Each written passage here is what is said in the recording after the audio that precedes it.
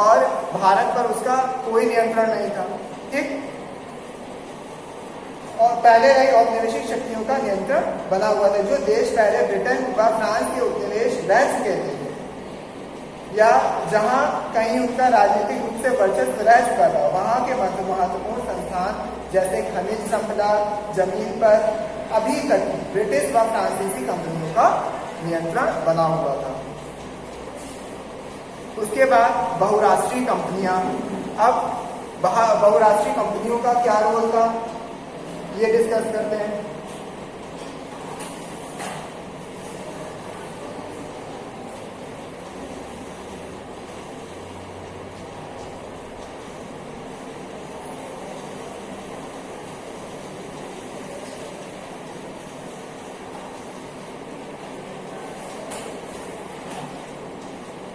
एक बहुराष्ट्रीय कंपनियां यानी कि जहां पर बहुत सारे राष्ट्र है ना, बहुत सारे राष्ट्र एक जगह जहां पर एक सहमति के अनुसार या एक जगह इकट्ठा होते हैं और आपसी डिस्कशन करते हैं और व्यापार संबंधी निर्णय लेते हैं। ठीक, तो एक साथ बहुत सारे देश में व्यवसाय करने वाली कंपनियों को बहुराष्ट्रीय निगम यानी मल्टीनेशनल कॉरपोरेशन, MNC या बहुराष्ट्रीय कंपनियां कहा जाता है। ठीक, शुरुआती बहुराष्ट्रीय कंपनियों की स्थापना 1920, तो इसकी स्थापना कब की गई थी, 1920 ईस्वी में के दशक में की गई थी और 50-60 के दशक में जब अमेरिका का व्यवसाय दुनिया भर में फैलता जा रहा था और पश्चिमी यूरोप एवं जापान भी विश्व युद्ध के प्रभाव से बाहर निकलते हुए शक्तिशाली औद्योगिक राष्ट्र बनने की ओर अग्रसर थे। उस समय ऐसी बहुत सारी कंपनियां सामने आई। ठीक, और बहुराष्ट्रीय कंपनियों का विश्वव्यापी प्रसार 50 और 60 के दशक की एक विशेषता था। इसके पीछे आंशिक रूप से इस बात का भी हाथ था कि ज्यादातर सरकारें बाहर से आने वाली चीजों पर भारी आयात शुल्क वसूल करती थी, जिसके कारण बड़ी कंपनियों को अपने संयंत्र उन्हीं देशों पर लगाने पड़ते थे जहां पर उनके उत्पाद बेचना चाहती थी। उन्हें घरेलू उत्पादों के रूप में काम करना पड़ता था। ठीक, तो यहाँ पर मेन बात ये समझने वाली है, जो आपका जो क्वेश्चन आते हैं, तो क्वेश्चन आएगा कि बहुराष्ट्रीय कंपनियां क्या है या बहुराष्ट्रीय कंपनी का गठन किस वर्ष किया गया। तो सबसे महत्वपूर्ण बात है, बहुराष्ट्रीय कंपनियों का गठन 1920 में किया गया और बहुराष्ट्रीय कंपनियां व्यवसाय या अनेक देशों से, जहां पर बहुत सारे राष्ट्र व्यवसाय संबंधी नीतियां बनाते हैं या व्यवसाय जो नियम है वो डिसाइड करते हैं। ठीक, तो ये सभी इसी बहुराष्ट्रीय कंपनियों के अंतर्गत आता है। ठीक, उसके बाद अगली हेडिंग है नई अंतरराष्ट्रीय आर्थिक प्रणाली पर G77। अब यहाँ पर एक महत्वपूर्ण प्रश्न आता है G77 पर।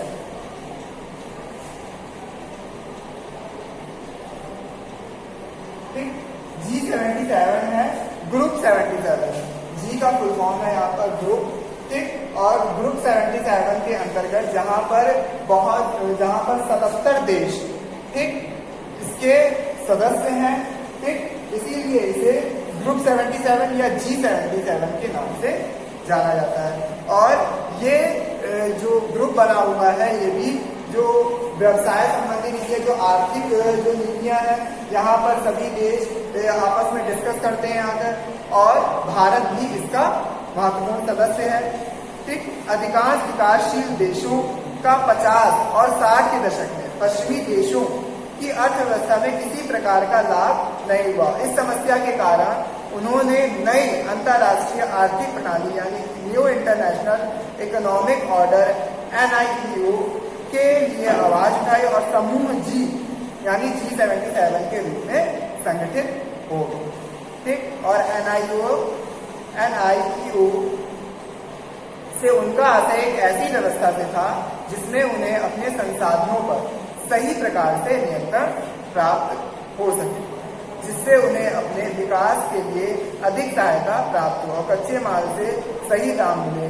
ठीक, और साथ ही अपने तैयार माल को विकसित देशों के बाजारों में बेचने और बेहतर पहुंच प्राप्त हो। ठीक, तो इन संस्थानों का यानी G77 यानी ग्रुप 77 का मेन मुद्दा यही था कि जो भी व्यापार संबंधी जो भी कार्य किए जा रहे हैं या आर्थिक नीतियों के पर आधारित जो कार्य किए जा रहे हैं वो सभी निर्णय यहाँ पर एक देश या दूसरे देशों के रिलेशंस को मजबूत करने के लिए निर्णय लेते थे। ठीक, और जो भी व्यापार यानी आयात निर्यात दोनों में हो रहा है या उससे संबंध बनाए जा रहे हैं। ठीक, तो ये सभी भी यहाँ पर डिस्कस करते हैं आके सभी राष्ट्र। तो उसके बाद फिर अगली हेडिंग है हमारी ब्रिटेन वुड्स का समापन और वैश्वीकरण की शुरुआत। अब कैसे ब्रिटेन वुड्स यानी हेनरी वुड्स द्वारा जो जिस प्रणाली की शुरुआत की गई थी ब्रिटेन वुड्स ठीक का समापन वे किस प्रकार हो गया और वैश्वीकरण की शुरुआत कैसे हुई। तो अमेरिका और विकासशील देशों की आर्थिक स्थिति कमजोर होना और बेरोजगारी की समस्या। तो द्वितीय विश्व युद्ध के उपरांत काफी सालों तक तीव्र गति से होने वाली स्थिर वृद्धि के पश्चात भी संसार में सब कुछ ही संतोषजनक नहीं था और 60 के दशक के दूसरे देशों में अमेरिका ने अपनी गतिविधि हेतु भारी लागत लगाई। इसके परिणाम से इनकी वित्तीय प्रतिस्पर्धा क्षमता कमजोर हो गई और यही कारण था कि अमेरिका डॉलर भी संसार की मुख्य मुद्रा के रूप में पहले जैसा सम्मानित नहीं रहा और सोने की तुलना में डॉलर की कीमतें अब गिरने लगी। इस कारण स्थिर विनिमय दर की व्यवस्था विफल हो गई।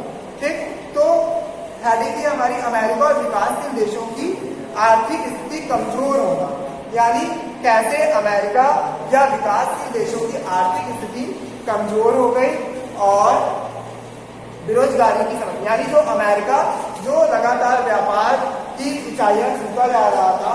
ठीक, और अब वहां पर क्या समस्याएं सामने आई कि वहां पर डॉलर अब कमजोर होने लगा सोने की तुलना में। ठीक, और अब जो अमेरिकी जो व्यापार था वो डगमगाने लगा और इस तरह से अब उससे जुड़े हुए जो रास्ते वहां पर भी इस तरह आर्थिक समस्याओं का सामना करना पड़ा। फिर उसके बाद अनेक निर्धनता या बेरोजगारी जैसी समस्याएं लोगों को झेलनी पड़ी। ठीक, यानी कि इतने संगठन और इतने राष्ट्रों के आपसी रिलेशन होने के बाद भी अब जब लोगों को बेरोजगारी व निर्धनता के समस्याओं से फिर भी जूझना पड़ रहा था, तब ये स्थितियां या आर्थिक स्थिति कमजोर पड़ने लगी और फिर से वैश्वीकरण की शुरुआत होने लगी। यानी वैश्वीकरण की शुरुआत जिसमें अब एक राष्ट्र पर लोग निर्भर न रहकर अनेक राष्ट्रों पर अपने व्यवसाय के मार्ग ढूंढने लगे। ठीक, तो बहुत सारे देश केवल अमेरिका से ही नहीं व्यापार संबंध में जुड़े हुए थे, है ना, वह रूस से भी जुड़े हुए थे, वह चीन से भी जुड़े हुए थे। ठीक, या अनेक राष्ट्रों से उनके संबंध थे। ठीक, उसके बाद सोवियत संघ का बिखराव और चीन की आर्थिक नीतियों का विश्वव्यापी प्रभाव। 1949 ईस्वी की क्रांति के उपरांत से चीन विश्व अर्थव्यवस्था में अलग ही रहा। इस समय चीन में नई आर्थिक नीतियों को अपनाकर आर्थिक प्रगति की गई और सोवियत खेमे का बिखराव हो गया और पूर्वी यूरोप में सोवियत शैली पर आधारित व्यवस्था समाप्त हो।